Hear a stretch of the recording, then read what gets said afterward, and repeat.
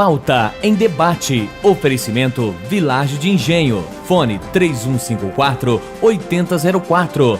Bateria Impact e Construtora Prestes. Olá, boa noite. Estamos no ar com o Pauta em Debate para toda a região de Londrina pela TV Tropical, canal 7. Também para Maringá pelo canal 15, para Cianorte região pelo canal 46 e para Campo Mourão região pelo canal 12.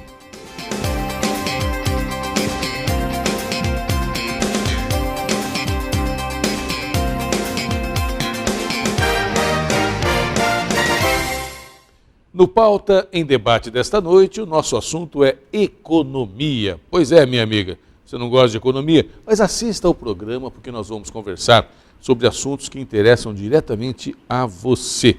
Olha só, segundo a Gazeta do Povo, vamos mostrar aqui a capa da Gazeta, alta do ICMS no estado do Paraná reduz poder de compra de nós paranaenses e pressiona a inflação.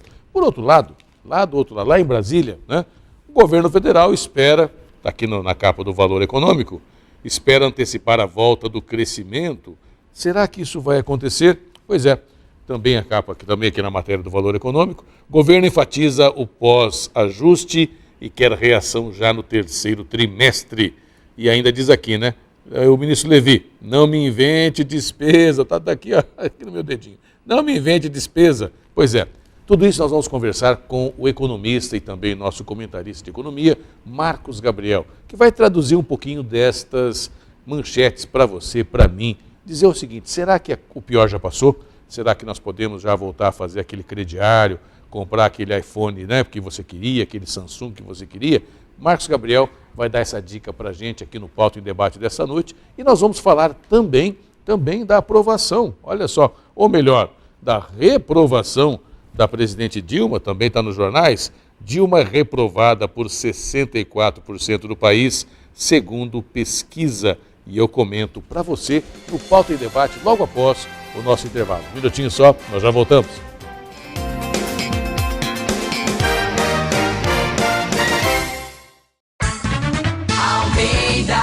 Almeida, servindo você todo dia. Almeida, você sabe, é mais barato. Almeida está sempre ao seu lado. Almeida, com preço e qualidade, bom atendimento e variedade. Almeida servindo você todo dia. Almeida Mercados. Almeida Mercados, servindo você. Almeida. Você vai conhecer agora um ótimo lugar para sua família morar. Residencial Vista Alegre. Condomínio de casas prontas para morar. Com área privativa de 89 metros quadrados. Infraestrutura completa com área de lazer e portaria, em ótima localização, na Avenida Brasil, em Cambé, com fácil acesso para toda a região. Residencial Vista Alegre, incorporação Construblock.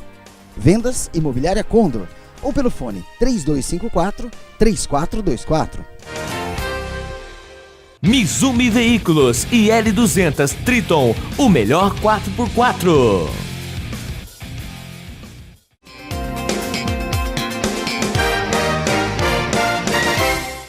Estamos de volta com o Pauta em Debate e o assunto desta noite é economia. Eu sei que você, minha amiga, você, meu amigo, quando fala de economia, torce o nariz, né? Ah, mas de novo, eu vou ficar sabendo que está ruim a economia. Pois é até para a gente também se preparar para o que vai acontecer, o que está acontecendo no país. Aliás, o jornal Folha de São Paulo também publicou aqui recentemente, no seu caderno Valor, governo espera antecipar a volta do crescimento.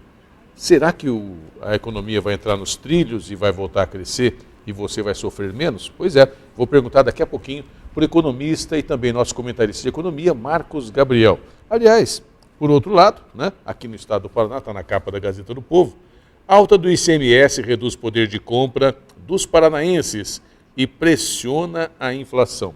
E você sente isso chegar lá na ponta, lá no supermercado, na padaria do seu Manuel, quando você vai comprar o pãozinho, né? Pão francês fica mais caro e chega a R$ 10,90 o quilo. Eu me lembro, minha amiga, quando passou a ser cobrado o pão por quilo, já faz alguns anos, era R$ 4,00 o quilo do pão. E era um escândalo de caro. Agora está quase R$ 11,00, isso faz mais ou menos uns 6, 7 anos. Vamos conversar com o economista Marcos Gabriel, que vai traduzir um pouquinho essas manchetes para a gente. Marcos, seja muito bem-vindo, boa noite. Boa noite, Luiz César, boa noite a você que nos acompanha pela CNT.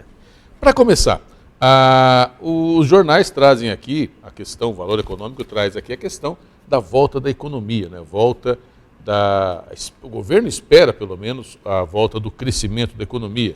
Por outro lado, também aqui a Folha Economia traz aqui, o setor público tem superávit primário de 18,76 bilhões de reais. E o mesmo também nos cadernos de economia, governo, falando do governo federal, é claro, enfatiza o pós-ajuste e quer reação já no terceiro trimestre. Você que é economista, que acompanha, claro, com atenção tudo que se desenrola no país, acredita que o pior já passou e o país vai voltar a crescer com essas medidas que foram tomadas? Ou ainda é muito cedo para pensar nisso e há muito ânimo dos jornais em dar essas manchetes? Olha, Luiz, infelizmente eu acho que ainda é cedo para que o ajuste fiscal prometido pelo governo e que o ministro Levi tenha aí se debruçado e tentando ir ao Congresso Nacional explicar para que os nossos deputados e senadores aprovem essas medidas, apesar de todo esse esforço dele, ainda é cedo para que nós possamos cravar que já no terceiro trimestre de 2015, como é o que espera aí o ministro de Planejamento, que a economia volte a crescer. Então, primeiro essas medidas têm que ser aprovadas, né? Muitas dessas medidas ainda não passaram pelo Congresso Nacional. Depois nós temos que ver qual que vai ser a consequência desse ajuste fiscal nas contas do governo. Claro que o primeiro bimestre houve aí 18 bilhões de superávit primário, a previsão é que seja de cerca de 66 bilhões no ano de 2015 e que a cada bimestre você atinja esse percentual de pelo menos 10, 15 a 18 bilhões de reais, que daria então, até superaria essa expectativa do governo, porque o segundo quadrimestre ele é sempre os 4 meses do ano que se arrecada menos. Então eles têm que fazer um superávit primário agora forte no primeiro quadrimestre para compensar o segundo quadrimestre e depois ver como que vai ficar os 4 últimos meses do ano de 2015. Mas, a partir do momento que o ajuste fiscal começar a dar certo, e a expectativa positiva é que isso aconteça, que demonstrar que o governo está economizando, que a inflação está convergindo para a meta, apesar das dificuldades e dos aumentos de impostos que nós temos tido aí nesse primeiro trimestre de 2015. E os empresários começarem a ter a confiança de que realmente o governo vai conseguir colocar a casa em ordem, automaticamente eles vão voltar a fazer os investimentos. Isso é que espera o ministro de Planejamento. Também existem novas concessões que o governo vai realizar agora em 2015, as concessões para rodovias, para aeroportos, para portos, enfim, injetar dinheiro na economia através de investimentos privados em infraestrutura que também ajuda a fazer a economia a voltar a girar, né? A expectativa negativa é com relação ao consumo das famílias, aonde você está reduzindo o poder de compra, como você colocou aí na manchete, falando especificamente do aumento de tributos de ICMS, 800 milhões a menos de poder de compra dos paranaenses no governo do estado, mas também o nosso estado, o nosso governo estadual necessita também fazer o seu ajuste. Então tudo isso acaba se interagindo e vamos ver qual as forças que vão prevalecer.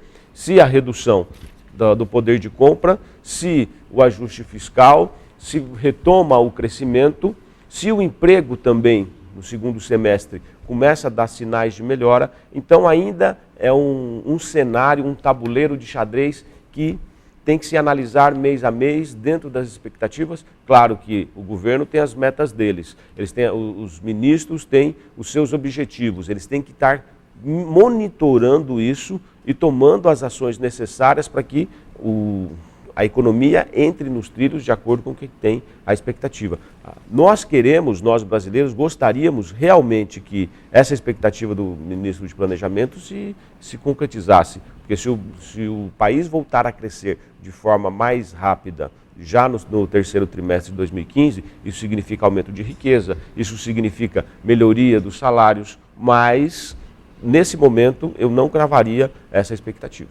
Marcos Gabriel, até uma coisa que me chamou a atenção, quando a gente fala de superávit do setor público, no superávit primário, pode estar vinculado muito mais ao freio que o governo federal pôs nos seus gastos. É notório que vários programas foram, se não forem extintos, praticamente paralisados. É o caso do Minha Casa Minha Vida, que está paralisado, minha amiga, já há muito tempo. A presidente Dilma está entregando casas pelo Brasil afora, casas começaram a ser construídas 2 anos atrás, né? Nos últimos 1 ano e meio, praticamente não foram feitos novos contratos com a iniciativa privada para fazer casas do programa Minha Casa Minha Vida. E agora, no começo do ano, o ministro Levi praticamente colocou uma pá de cal e acabou com o Minha Casa Melhor, que era uma linha de dinheiro para quem recebia a casa poder comprar também com desconto alguns eletrodomésticos. Esse superávit é muito mais em função do governo estar botando o pé no freio na questão dos gastos, dos investimentos públicos, ou a economia está melhorando? A economia, pelo jeito, não está melhorando. Então, o governo está gastando menos, está colocando o que também não é, de certa forma, saudável, porque a falta de investimento do governo federal também acaba impactando na vida das pessoas. Olha, Luiz, o superávit primário, na realidade, é quando você faz a conta. Quanto que entrou de dinheiro nos cofres públicos e quanto saiu. Então, se é superavitário, significa que entrou mais dinheiro nos cofres do governo do que saiu esse dinheiro. E por que ele é o superávit primário? Porque essa é a conta antes de se pagar os juros das dívidas do governo federal e dos governos estaduais e municipais. A partir do momento que ele diz que está tendo superávit, você tem as duas pontas. Você tem o aumento dos impostos que está fazendo com que haja um aumento da arrecadação e, por outro lado, você também está tendo uma redução dos gastos do governo. E aí essa redução de gastos, como você muito bem lembrou, está tanto nas questões de custeio da máquina pública, mas principalmente nos gastos sociais, principalmente em investimentos. Então, a partir do momento que você começa a reduzir esses gastos, isso também prejudica, por um lado, a população que mais precisa, mas no momento de ajuste que nós estamos hoje, é fundamental que, independente de onde está saindo o recurso, da forma como o governo está gastando, é fundamental que essa conta seja positiva, ou seja, o governo gaste menos. E se a nossa economia ela não está crescendo, ou seja, ela está estagnada, então se nós compararmos com relação ao mesmo período do ano passado, quando a gente faz essas comparações, se ela não está crescendo e está havendo um aumento de arrecadação, é porque houve um aumento de impostos.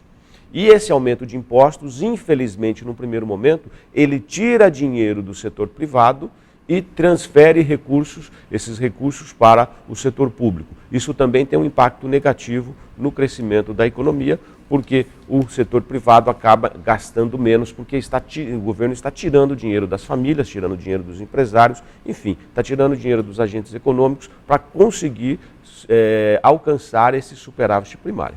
Essa manchete aqui, Marcos Gabriel, essa matéria, aliás, aqui da Júlia Borba, da Folha Press, que mostra aqui para a gente a questão do aumento das tarifas, né? Empréstimos ao setor elétrico custarão 37 bilhões de reais ao consumidor. Nós já estamos pagando uma conta mais salgada na energia elétrica, né? Quando você chega em casa, minha amiga, e chega a conta da luz, você quer, né, brigar com todo mundo, mas muitas vezes a culpa não é da família. A energia subiu em média em torno de 30%, 35%, aqui no Paraná uma alta bastante expressiva. Isso também está ajudando o governo a ter um superávit primário, ou seja, está engordando a conta do governo, deixando de passar dinheiro para as centrais elétricas, mas ao mesmo tempo tem um empréstimo que já foi feito o ano passado, durante o período eleitoral, quando não se quis mexer na tarifa de energia, e essa conta salgada que nós estamos pagando também. Sim, Luiz, o aumento do custo da energia elétrica, ela vem primeiro para suportar o custo da sua geração. Então, hoje nós estamos pagando o custo real da energia elétrica por causa da redução dos reservatórios de água e porque nós estamos utilizando mais termas elétricas. Então, o custo real que encarece o valor da energia elétrica pela utilização das termas, das termas elétricas, então você acaba pagando hoje esse maior valor das tarifas para conseguir fazer frente ao custo real da geração. Porém, esse valor de 37 bilhões que você colocou é referente ao que nós deixamos de pagar no passado.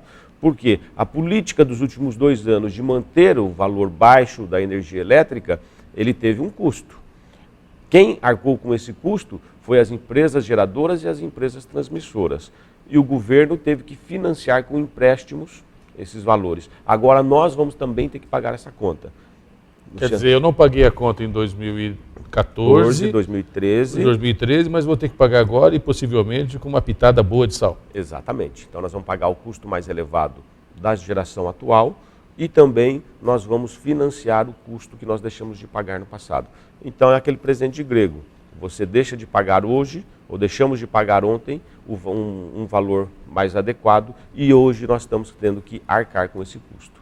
Na verdade, você sabe onde eu vou chegar, né? Na verdade, na eleição, minha amiga, não mexeram em nada, né, para ganhar a eleição, e agora a conta chegou. Eu vou perguntar para o Marcos Gabriel se isso tem a ver com uma outra manchete que eu vi aqui no cantinho, bem no cantinho aqui. O PMDB, o senador Renan Calheiros, afirma que o PMDB vai propor um banco central independente. O que significa isso? Significa que é um banco central que não estaria sujeito aos mandos e desmandos do presidente, quem estiver no governo, e vai manter a economia isenta da questão política? Eu vou perguntar para o Marcos Gabriel daqui a pouquinho, depois do nosso intervalo comercial. Um minutinho só, nós já voltamos.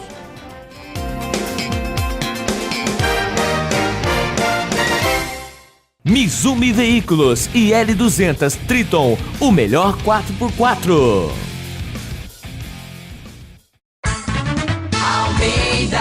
Almeida, servindo você todo dia. Almeida, você sabe, é mais barato.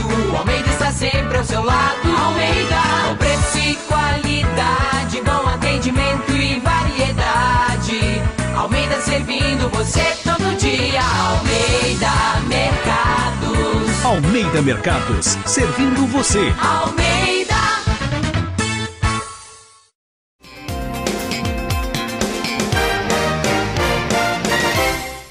Estamos de volta com o Pauta em Debate. Eu perguntei antes do intervalo, será que o Banco Central independente faz com que a política econômica do país seja diferente da política do governo? Ou seja, o Luiz César se elege presidente da República amanhã, fala não vamos subir nada porque eu quero ganhar a próxima eleição.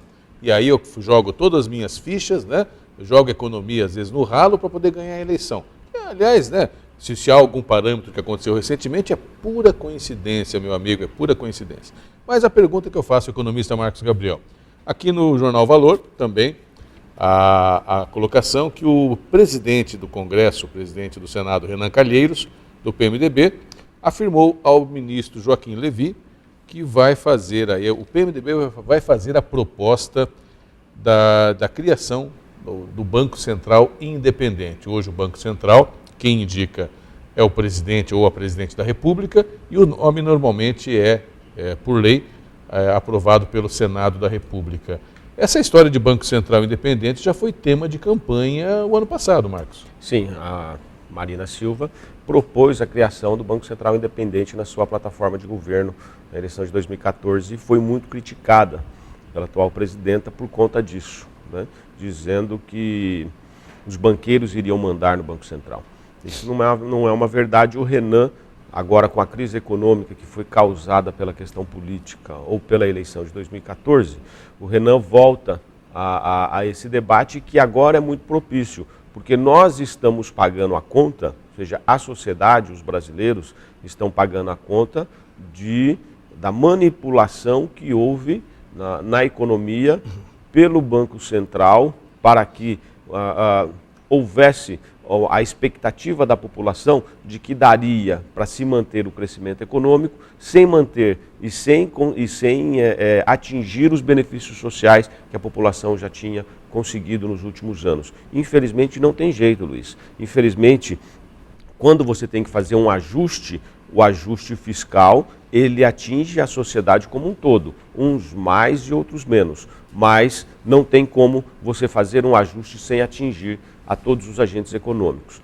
E o Banco Central independente, ele é fundamental para que você tenha separadas as questões políticas de questões econômicas. Então, independente de pauta ou agenda política, de pauta eleitoral, o Banco Central, ele analisa tecnicamente como que está a economia do país e toma as medidas necessárias para que as bases econômicas não sofram.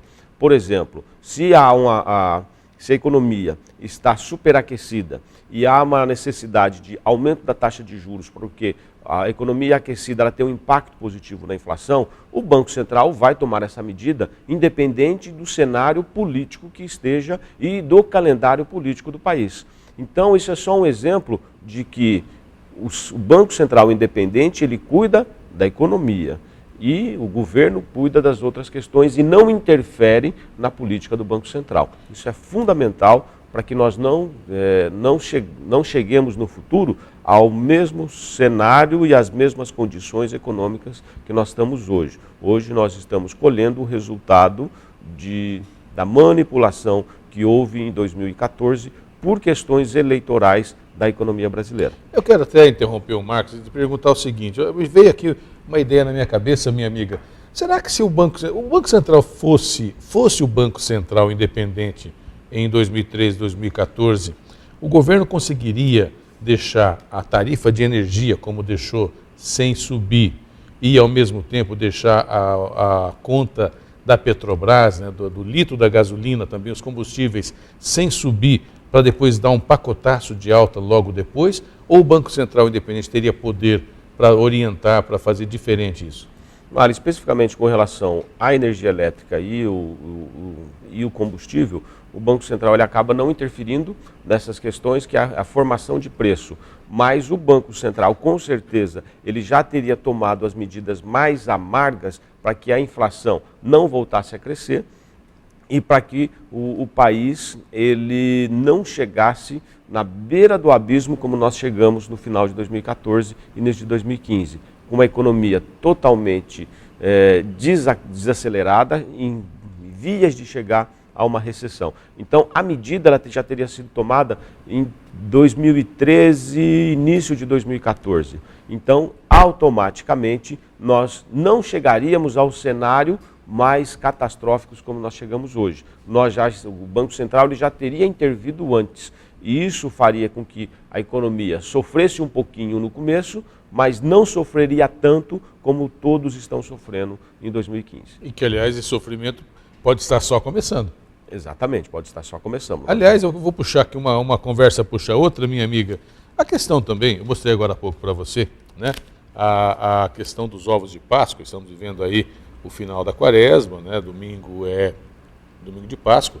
E os ovos de Páscoa estão com preço em queda. Aliás, eu estive dando uma olhada no supermercado, que absurdo que estão os preços de ovos de Páscoa, né? Um ovo de Páscoa para custar R$50 aí é muito fácil, né? E, aliás, vou te contar, minha amiga, não é fácil ganhar 50, não. Ao mesmo tempo, o pão está mais caro, a energia está mais cara, a gente falou tudo isso. Agora, por outro lado, além da questão do governo federal, que está impactando na economia de uma maneira geral, nós temos também os estados, né? Cada um também com o seu problema, e aqui a Gazeta do Povo traz também a questão da alta do ICMS, que segundo a Gazeta do Povo reduz o poder de compra dos paranaenses em R$800 milhões, matéria do Fernando Jasper para a Gazeta do Povo. Aliás, isso deu manchete na capa da Gazeta nessa semana, né? Aqui, alta do ICMS reduz o poder de compra dos paranaenses e pressiona a inflação. Quer dizer, nós estamos naquela situação, cada um mora em uma cidade E cada ente federado, cada estrutura de governo, seja a prefeitura, o governo do estado ou o governo federal, passando por ajustes econômicos. E como você disse, de um lado cada um deles tenta gastar menos, mas por outro lado também há pressão por arrecadar mais. Algumas cidades aumentam o IPTU, outras mantêm o IPTU no mesmo valor. Alguns governos de estado não mexem na alíquota do ICMS, outras, como é o caso do Paraná, está mexendo, está tentando arrecadar mais. Isso tudo acaba caindo no mesmo bolso, que é o bolso do contribuinte. Exatamente, você frisou muito bem. A consequência da economia nacional, ela atinge não só o governo federal, mas também atinge estados e municípios. E cada um, para cuidar da sua cozinha, vamos dizer assim, né, cada um para cuidar da sua casa, ele tem que também fazer seu superávit. Então, tanto governos estaduais quanto governos municipais, eles também têm uma receita e uma despesa. E eles também não podem ficar gerando déficit, porque senão eles não conseguem pagar a conta. Não conseguem pagar a conta dos funcionários, não conseguem pagar fornecedores. E se os governos não se prepararam para isso, se não tiveram medidas, se não conseguiram se preparar para esse cenário ruim de 2015, uma alternativa é você aumentar impostos e a outra é reduzir gastos. Então, o governo do estado também não é uma ilha no nosso país, ele também sofre as consequências da política econômica do governo federal. Por quê? E por que chegou nesse ponto? Se nós lembrarmos que as reduções de IPI, as reduções de alguns impostos que formam o bolão de recursos que são transferidos para estados e municípios, isso também gerou um déficit nos últimos anos para os governos estaduais e municipais. E agora tem que haver a correção de rumo. E não tem outra forma. Se você chegou num determinado ponto em que não se conseguiu fazer o ajuste das contas públicas, é necessário, então, você também aumentar impostos. Infelizmente, no governo do estado do Paraná também chegou-se nesse ponto, né? As mesmas políticas adotadas pelo governo federal também estão sendo adotadas no governo do estado do Paraná. Nós conseguimos passar 2014 segurando essa crise e tentando manter o nível de investimento. Mas 2015, queda de arrecadação. E muitas das despesas, elas são despesas de manutenção, são despesas de custeio. E você tem uma dificuldade de redução nessas despesas. Por exemplo, despesa de pessoal. Você não vai começar a mandar servidor público embora.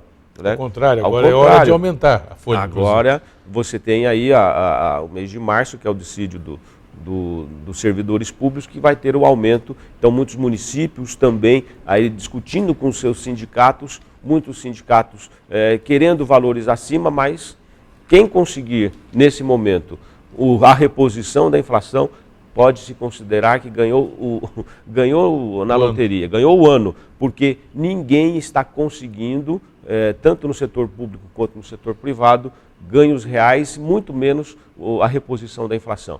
Então, esses gastos de custeio que eles são inelásticos, você não consegue reduzi-los. Então, hoje, os estados e municípios, eles têm uma margem de manobra muito pequena, porque a demanda por serviços públicos são cada vez mais crescentes, né? Então, a única forma de você conseguir fazer frente e manter o estado e os municípios no rumo é você aumentando as alíquotas de impostos. E como no Paraná havia, nos governos anteriores, houve uma redução da carga tributária, então no Paraná se está restabelecendo os valores que outros estados já praticam. Então o Paraná ele tinha uma carga tributária menor. Infelizmente isso é ruim para todos, isso é ruim para o contribuinte. Ninguém gosta de pagar impostos e ao pagar mais impostos ainda, mas esperamos que esse ajuste, num segundo momento, assim como a expectativa do governo federal, que o nosso estado do Paraná consiga retomar o crescimento da economia. Nós temos aí um estado pujante que consegue, no momento de crise, o paranaense ele tem essa força de, no momento de crise, se superar, né? Porque você só supera uma crise com inovação, você fazendo o seu trabalho diferente,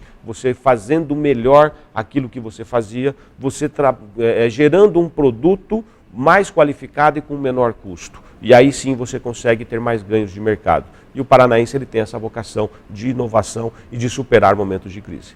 Para a gente encerrar esse bate-papo, quero perguntar ao Marcos Gabriel, para você, meu amigo, para você, minha amiga, para quem está em casa, você sempre fala isso, mas eu quero perguntar mais uma vez, o momento é de cautela, como que a pessoa pode se proteger dessa situação que pode não ser a pior de todas, mas ainda não clareou? Olha, Luiz, primeiro não fazer contas de longo prazo, né? Se você pode esperar um pouquinho para consumir aí um bem que vai ultrapassar de 6 a 10 prestações, deixa para o segundo semestre. E sempre agora buscar promoções, né? Então, todos os setores da economia, todo o setor de varejo tem feito promoções. E você buscar sempre o menor preço para economizar cada vez mais. Quero agradecer ao Marcos Gabriel pela presença, pela aula de economia aqui no Pauta em Debate desta noite. Marcos, muito obrigado pela presença, uma ótima noite. Obrigado, Luiz César, e uma boa noite a todos que nos acompanham. A gente vai para o intervalo comercial, daqui a pouquinho mais informações do Pauta em Debate. Um minutinho só, eu vou lá ver o saldo da minha conta, meu amigo, que deve estar negativo, e já volto.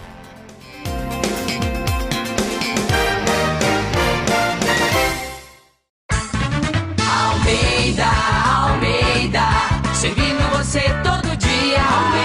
Almeida, você sabe, é mais barato.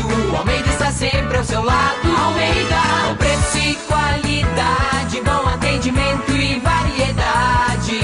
Almeida servindo você todo dia. Almeida Mercados. Almeida Mercados, servindo você. Almeida. Mizumi Veículos e L200 Triton, o melhor 4x4.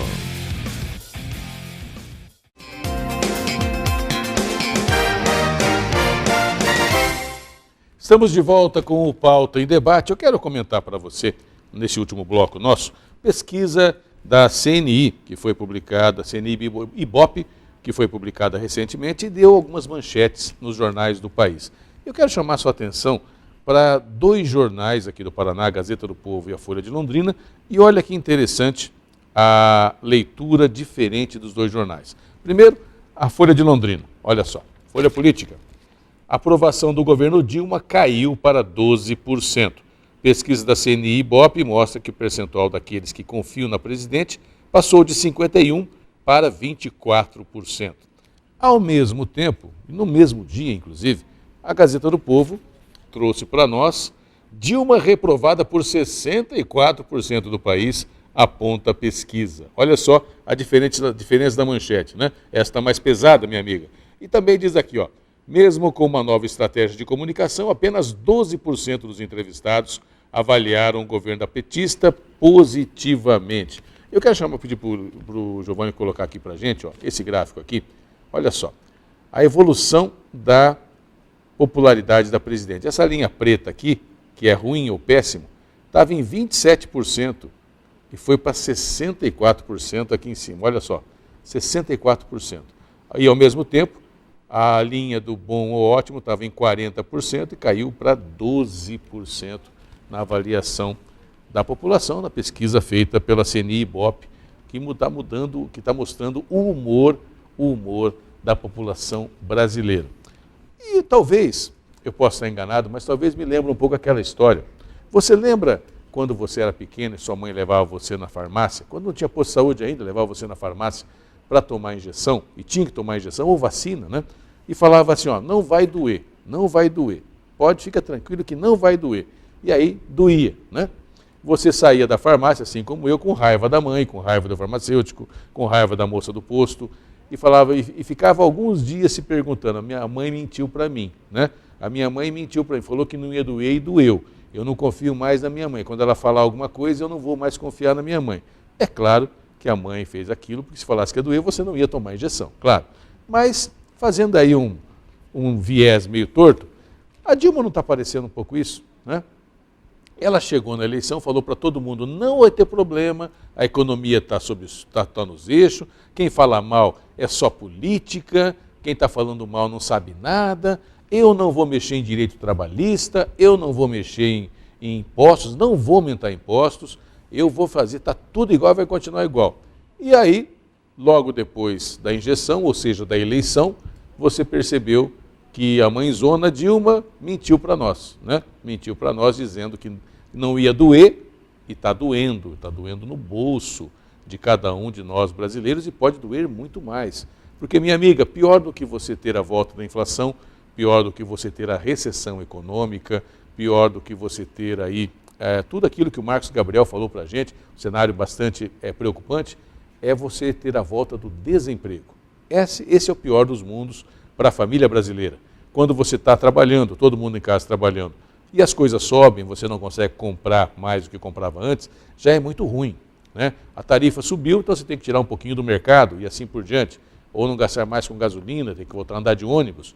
Mas, pior que isso, é quando alguém da família perde o emprego e aí aquela parte do dinheiro que era usada para saldar a conta mensal da sua casa acaba não entrando mais, né? E por conta de quem? Por conta da economia, por conta da recessão, por conta lá na ponta de quem não tomou as medidas que tinha que ter tomado no momento certo, ou seja, corrigir os rumos, né, da economia e deixou a coisa solta para ganhar uma eleição. Essa é a minha avaliação e também a avaliação do Marcos Gabriel, que falou conosco nessa noite. Então, só para você saber que se as coisas estão começando a se ajeitar, ainda bem, né? Não quero colocar culpas e não deixar de colocar, mas também abro espaço para quem quiser manifestar opinião contrária, o governo federal, enfim, quem quiser vir aqui também contestar as informações. De qualquer forma, canja, caldo de galinha e muita cautela é sempre muito bom. Muito obrigado pela audiência, pelo carinho da sintonia. Uma ótima Páscoa para você, que Deus abençoe você e toda a sua família. Tchau.